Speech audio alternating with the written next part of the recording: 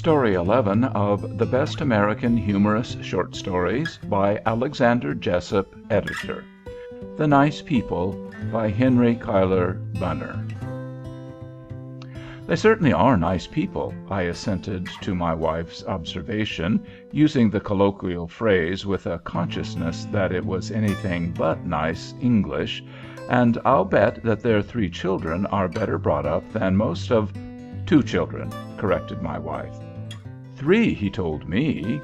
My dear, she said there were 2. He said 3. You've simply forgotten. I'm sure she told me they only had 2, a boy and a girl. Well, I didn't enter into particulars. No, dear, and you couldn't have understood him. 2 children. All right, I said, but I did not think it was all right. As a nearsighted man learns by enforced observation to recognize persons at a distance when the face is not visible to the normal eye, so the man with a bad memory learns, almost unconsciously, to listen carefully and report accurately. My memory is bad, but I had not had time to forget that Mr. Brewster Brede had told me that afternoon that he had 3 children, at present left in the care of his mother-in-law, while he and Mrs. Brede took their summer vacation. 2 children, repeated my wife, and they are staying with his Aunt Jenny. He told me with his mother-in-law, I put in. My wife looked at me with a serious expression. Men may not remember much of what they are told about children, but any man knows the difference between an aunt and a mother-in-law. But don't you think they're nice people? Asked my wife. Oh, certainly, I replied, only they seem to be a little mixed up about their children. That isn't a nice thing to say, returned my wife. I could not deny it. And yet, the next morning, when the Bredes came down and seated themselves opposite us at table, beaming and smiling in their natural, pleasant, well-bred fashion, I knew, to a social certainty, that they were nice people. He was a nice-looking fellow in his neat tennis flannels, slim, graceful, 28 or 30 years old, with a Frenchy pointed beard. She was nice in all her pretty clothes, and she herself was pretty with that type of prettiness which outwears most other types, the prettiness that lies in a rounded figure, a dusky skin, plump, rosy cheeks, white teeth, and black eyes. She might have been 25. You guessed that she was prettier than she was at 20, and that she would be prettier still at 40. And nice people were all we wanted to make us happy in Mr. Jacobus's summer boarding-house on top of Orange Mountain. For a week we had come down to breakfast each morning, wondering why we wasted the precious days of idleness with the company gathered around the Jacobus board. What joy of human companionship was to be had out of Mrs. Tabb and Miss Hoogencamp, the 2 middle-aged gossips from Scranton, Pennsylvania, out of Mr. and Mrs. Biggle, an indurated head bookkeeper and his prim and censorious wife, out of old Major Halkett, a retired businessman, who, having once sold a few shares on commissions, wrote for circulars of every stock company that was started, and tried to induce every one to invest who would listen to him. We looked around at those dull faces, the truthful indices of mean and barren minds, and decided that we would leave that morning. Then we ate Mrs. Jacobus's biscuit, light as Aurora's cloudlets, drank her honest coffee, inhaled the perfume of the late azaleas with which she decked her table, and decided to postpone our departure one more day. And then we wandered out to take our morning glance at what we called our view, and it seemed to us as if Tabb and Hoogencamp and Halkett and the Biggleses could not drive us away in a year. I was not surprised when, after breakfast, my wife invited the Bredes to walk with us to our view. The Hoogencamp, Biggle, Tabb, Halkett contingent never stirred off Jacobus's veranda, but we both felt that the Bredes would not profane that sacred scene. We strolled slowly across the fields, passed through the little belt of woods, and as I heard Mrs. Brede's little cry of startled rapture, I motioned to Brede to look up. "By Jove!" he cried. "Heavenly!"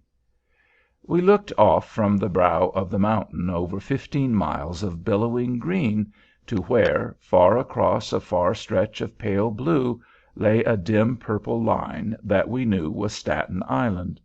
Towns and villages lay before us and under us. There were ridges and hills, uplands and lowlands, woods and plains, all massed and mingled in that great silent sea of sunlit green.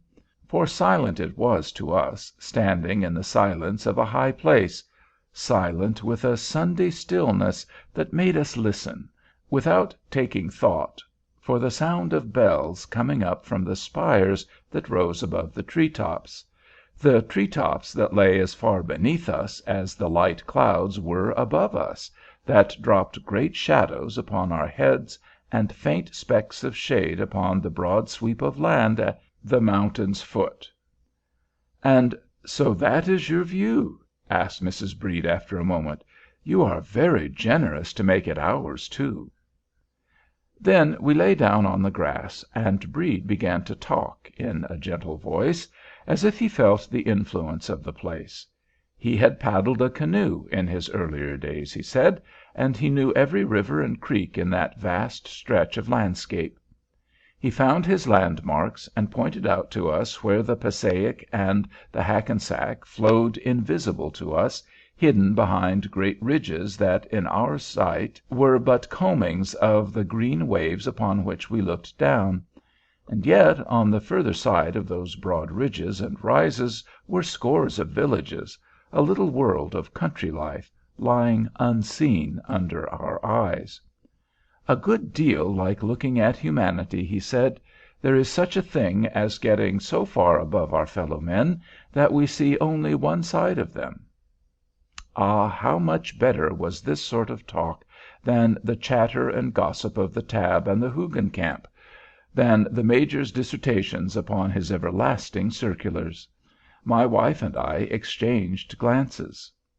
"Now, when I went up the Matterhorn," Mr. Brede began. "Why, dear," interrupted his wife, "I didn't know you ever went up the Matterhorn." It was 5 years ago," said Mr. Brede, hurriedly. I didn't tell you. When I was on the other side, you know. It was rather dangerous. Well, as I was saying, it didn't look at all like this."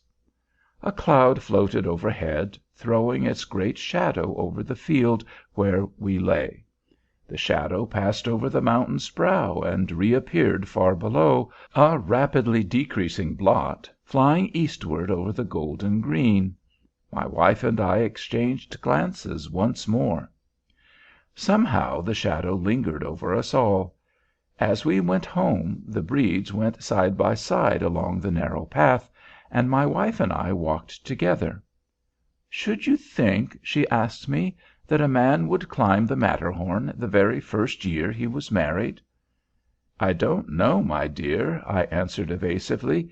"This isn't the first year I have been married, not by a good many, and I wouldn't climb it for a farm." "You know what I mean," she said. I did. When we reached the boarding house, Mr. Jacobus took me aside. "You know," he began his discourse, "my wife, she used to live in N' York." I didn't know, but I said yes. "She says the numbers on the streets runs criss-cross like, 34's on one side of the street and 35 on t'other. How's that?" "That is the invariable rule, I believe." "Then," I say, "these here new folks that you and your wife seem so mighty taken up with, do you know anything about 'em?" "I know nothing about the character of your boarders, Mr. Jacobus," I replied, conscious of some irritability. "If I choose to associate with any of them—" "Jest so," broke in Jacobus. "I hain't nothing to say against your sociability, but do you know them?" "Why, certainly not," I replied. "Well, that was all I was asking you. You see, when he come here to take the rooms—you wasn't here then. He told my wife that he lived at number 34 in his street. And yistiddy she told her that they lived at number 35. He said he lived in an apartment house. Now, there can't be no apartment house on two sides of the same street, can they?" "What street was it?" I inquired wearily. "121st Street." "May be," I replied still more wearily. "That's Harlem. Nobody knows what people will do in Harlem."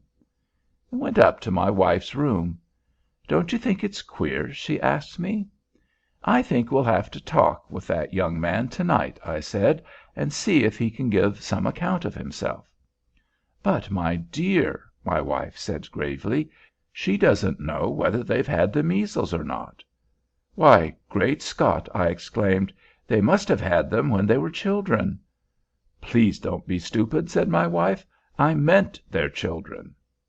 After dinner that night, or rather after supper, for we had dinner in the middle of the day at Jacobus's, I walked down the long veranda to ask Brede, who was placidly smoking at the other end, to accompany me on a twilight stroll. Halfway down I met Major Halkit. "That friend of yours," he said, indicating the unconscious figure at the further end of the house, "seems to be a queer sort of a dick.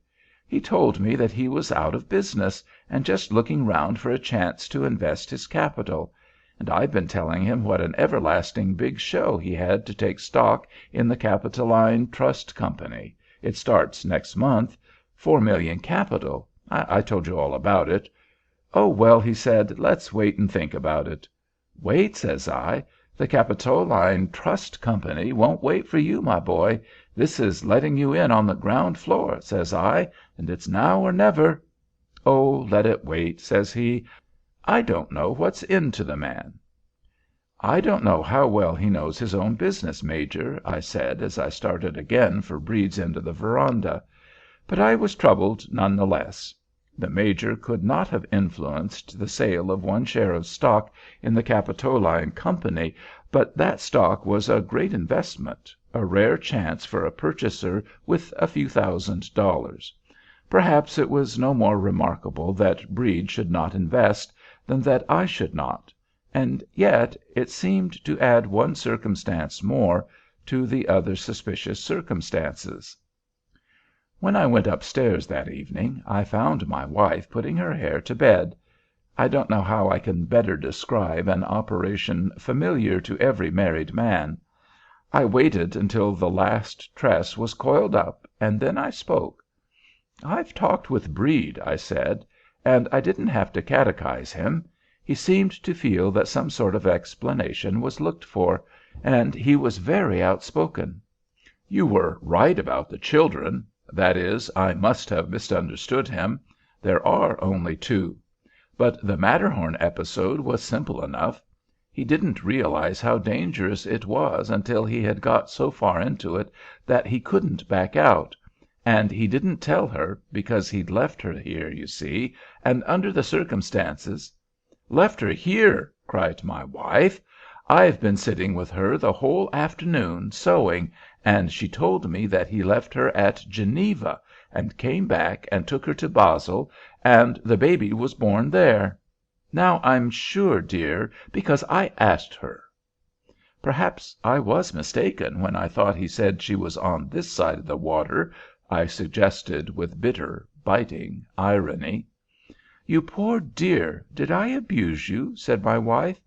"But do you know, Mrs. Tabb said that she didn't know how many lumps of sugar he took in his coffee. Now that seems queer, doesn't it?" It did. It was a small thing, but it looked queer, very queer. The next morning it was clear that war was declared against the Bredes. They came down to breakfast somewhat late, and as soon as they arrived, the Biggleses swooped up the last fragments that remained on their plates, and made a stately march out of the dining room. Then Miss Hoogencamp arose and departed, leaving a whole fish ball on her plate. Even as Atlanta might have dropped an apple behind her to tempt her pursuer to check his speed, so Miss Hoogencamp left that fish ball behind her, and between her maiden self and contamination. We had finished our breakfast, my wife and I, before the Bredes appeared. We talked it over, and agreed that we were glad that we had not been obliged to take sides upon such insufficient testimony. After breakfast, it was the custom of the male half of the Jacobus household to go around the corner of the building and smoke their pipes and cigars where they would not annoy the ladies. We sat under a trellis covered with a grape vine that had borne no grapes in the memory of man. This vine, however, bore leaves, and these, on that pleasant summer morning, shielded us from two persons who were in earnest conversation in the straggling, half-dead flower garden at the side of the house. "I don't want," we heard Mr. Jacobus say, "to enter in no man's privacy, but I do want to know who it may be, like, that I have in my house. Now what I ask of you, and I don't want you to take it as in no ways personal, is, have you your marriage license with you?" "No," we heard the voice of Mr. Brede reply. "Have you yours?" I think it was a chance shot, but it told all the same. The Major, he was a widower, and Mr. Biggle and I looked at each other, and Mr. Jacobus, on the other side of the grape trellis, looked at I don't know what, and was as silent as we were. Where is your marriage license, married reader? Do you know? 4 men, not including Mr. Brede, stood or sat on one side or the other of that grape trellis, and not one of them knew where his marriage license was. Each of us had had one. The Major had had 3. But where were they? Where is yours? Tucked in your best man's pocket? Deposited in his desk? Or washed to a pulp in his white waistcoat, if white waistcoats be the fashion of the hour? Washed out of existence? Can you tell where it is? Can you, unless you are one of those people who frame that interesting document and hang it upon their drawing-room walls?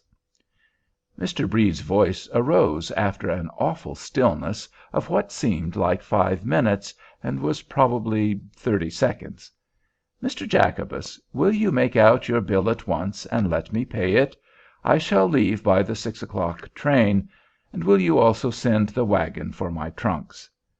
"I hain't said I wanted to hev you leave," began Mr. Jacobus, but Brede cut him short. "Bring me your bill." "But," remonstrated Jacobus, "if you hain't—" "Bring me your bill," said Mr. Brede.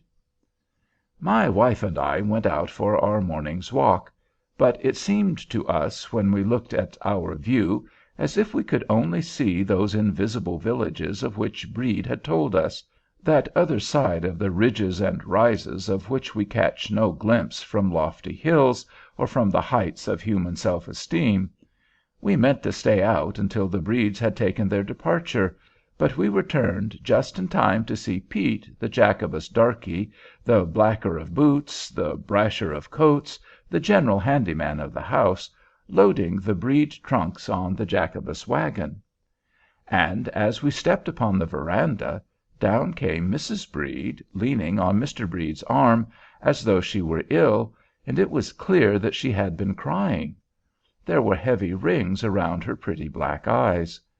My wife took a step toward her. "Look at that dress, dear," she whispered. "She never thought anything like this was going to happen when she put that on." It was a pretty, delicate, dainty dress, a graceful, narrow-striped affair. Her hat was trimmed with a narrow-striped silk of the same colors, maroon and white, and in her hand she held a parasol that matched her dress. "She's had a new dress on twice a day," said my wife, "and that's the prettiest yet." "Oh, somehow—" "I'm awfully sorry they're going." But going they were. They moved toward the steps. Mrs. Brede looked toward my wife, and my wife moved toward Mrs. Brede. But the ostracized woman, as though she felt the deep humiliation of her position, turned sharply away and opened her parasol to shield her eyes from the sun. A shower of rice, a half-pound shower of rice, fell down over her pretty hat and her pretty dress, and fell in a spattering circle on the floor, outlining her skirts, and there it lay in a broad, uneven band, bright in the morning sun. Mrs. Brede was in my wife's arms, sobbing as if her young heart would break. "Oh, you poor, dear, silly children!" my wife cried, as Mrs. Brede sobbed on her shoulder. "Why didn't you tell us?" "We didn't want to be taken for a bridal couple," sobbed Mrs. Brede. "And we didn't dream that awful lies we'd have to tell, and all the awful mixed up mess of it. Oh, dear, dear, dear!" "Pete," commanded Mr. Jacobus, "put back them trunks. These folks stays here 's long as they want ter.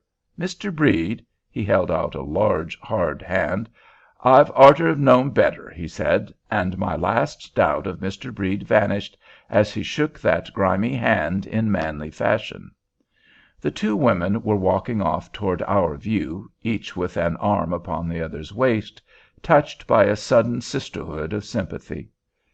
"Gentlemen," said Mr. Brede, addressing Jacobus, Biggle, the Major, and me, "there is a hostelry down the street where they sell honest New Jersey beer. I recognize the obligations of the situation." We 5 men filed down the street. The two women went toward the pleasant slope where the sunlight gilded the forehead of the great hill. On Mr. Jacobus' veranda lay a spattered circle of shining grains of rice. 2 of Mr. Jacobus' pigeons flew down and picked up the shining grains, making grateful noises far down in their throats. End of Story 11.